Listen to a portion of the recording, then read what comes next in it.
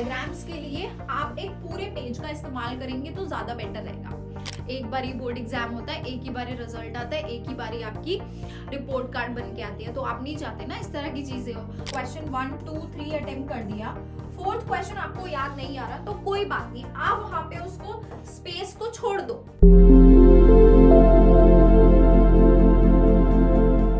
Hi students, welcome back to my class. I am तुमसे Tyagi, your biology mentor on Rank Plus channel.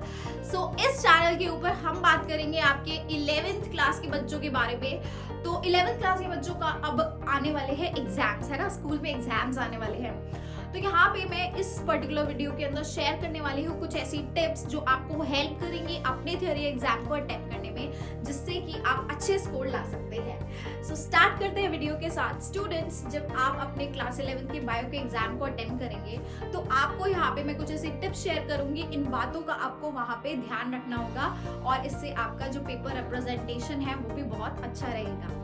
सबसे पहली चीज, आपको अपनी हैंडराइटिंग थोड़ी अच्छी रखनी होती है, और जिन बच्चों की हैंडराइटिंग अच्छी नहीं है ना, तो आपको क्या करना है, आपको वहां पे स्पेसिंग देते हुए अपने आंसर्स को अटेम्प्ट करना है। फॉर एग्जाम्पल, अगर कोई बच्चा लिख रहा है कि बायोलॉजिकल क्लासिफिकेशन, है ना, तो मैंने ऐसे देखा है कई बच्चे रनिंग हैंडराइटिंग में नहीं लिख पाते हैं, तो आप लिखो बायोलॉजिकल क्लासिफिकेशन। तो आपको क्या करना है, दो वर्ड्स के बीच में अच्छा सा स्पेस देना है। तो अगर आप स्पेस देते हुए लिखेंगे तो चीजें आपकी वहां पे काफी हद तक क्लियर दिखेंगी, और जो आपके एग्जामिनर होंगे उनको अच्छा से समझ में आएगा कि आपने क्या लिखा है। तो पहली चीज तो हो गई ये। दूसरी चीज आपको क्या करनी है, सेकेंड इंपॉर्टेंट थिंग, जब भी आप किसी क्वेश्चन को अटेम्प्ट करते हैं, फॉर एग्जाम्पल आपने यहाँ पे कोई क्वेश्चन को अटेम्प्ट कर दिया, ठीक है, आपने क्वेश्चन नंबर 2 अटेम्प्ट कर दिया। इसके बाद जब आप अपने नेक्स्ट क्वेश्चन को अटेम्प्ट करने जाएंगे तो यहाँ पे या तो ऐसे लाइन ड्रॉ कर दो, या फिर यहाँ पे 3-4 लाइंस आप छोड़ दो। 3 से 4 लाइंस आपको एज अ स्पेस यहाँ छोड़ देनी है। तो स्पेस अगर आप ये छोड़ देंगे ना, तो आपके हर आंसर के क्लियरली समझ में आएगा कि यहाँ पे ये क्वेश्चन अटेम्प्ट हुआ है, उसके बाद में ये क्वेश्चन अटेम्प्ट हुआ है, ठीक है। तो आपकी जो आंसर शीट होती है वो काफी नीट एंड क्लीन दिखती है। तीसरी इंपॉर्टेंट चीज आती है मार्जिन्स। जब भी आप अपने एग्जाम को अटेम्प्ट करने बैठते हैं, सबसे पहली चीज आपको क्या करनी होती है, ये आपकी शीट रहती है, ठीक है। आपको हमेशा इस तरफ एक मोटा सा रूलर लेके हर पेज पे पहले ही पेंसिल से क्या बना देनी है, मार्जिन, जहाँ पे आपको इजीली क्वेश्चन नंबर लिखने में आसानी होगी। क्वेश्चन 1 यहाँ लिखा, क्वेश्चन 2 यहाँ लिखा, क्वेश्चन 3 यहाँ लिखा, है ना। और इन केस अगर आपको डायग्राम्स बनाने होते हैं तो डायग्राम्स के लिए आप एक पूरे पेज का इस्तेमाल करेंगे तो ज्यादा बेटर रहेगा, है ना। तो डायग्राम्स हमेशा क्या रखेंगे आप, neat and clean, and try कि आप एक आधा पेज, अगर छोटा डायग्राम है तो हाफ पेज, या पूरा कंप्लीट फुल पेज यूज कर रहे हैं फॉर डायग्राम्स, ठीक है। ये टिप बहुत काम आती है, क्योंकि कई बार मैंने क्या देखा है कि बच्चे ना, इतना बड़ा डायग्राम होता है, एक्सप्लेन करना है वहां पे उस डायग्राम के थ्रू। मान लो आपको सर्कुलेटरी सिस्टम वहां पे शो करना है, और पूरी शीट के अंदर इतनी छोटी सी जगह बची है, वहीं पे डायग्राम बना देते हैं। So it doesn't look good, और ना तो टीचर को वो डायग्राम कभी समझ में आएगा।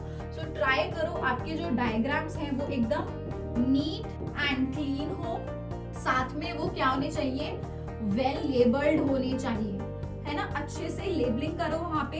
नेक्स्ट आता है students, next and last point जो मैं यहाँ पे आपको बताऊंगी, कि आपको हमेशा जब भी आप अपने पेपर को अटेम्प्ट करें तो सेक्शंस वहाँ पे जितने भी होते हैं, सेक्शंस A B C है फॉर एग्जाम्पल, तो ट्राई करो वो जो सेक्शंस है आप उसको एक ही बारी में अटेम्प्ट करो। फॉर एग्जाम्पल आपने सेक्शन A से शुरुआत की है, वहां पे आपने क्वेश्चन 1 2 3 अटेम्प्ट कर दिया, फोर्थ क्वेश्चन आपको याद नहीं आ रहा तो कोई बात नहीं, आप वहां पे उसको स्पेस को छोड़ दो, है ना।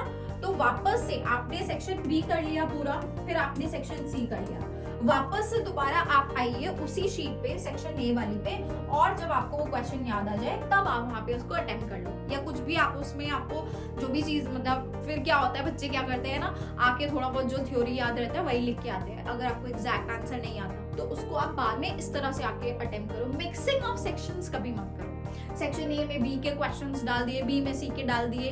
इससे क्या होगा ना, इससे आपका जो टीचर है वो कंफ्यूज हो सकते हैं, हो सकते हैं कि कोई क्वेश्चंस जो है वो अनचेक्ड रह जाए।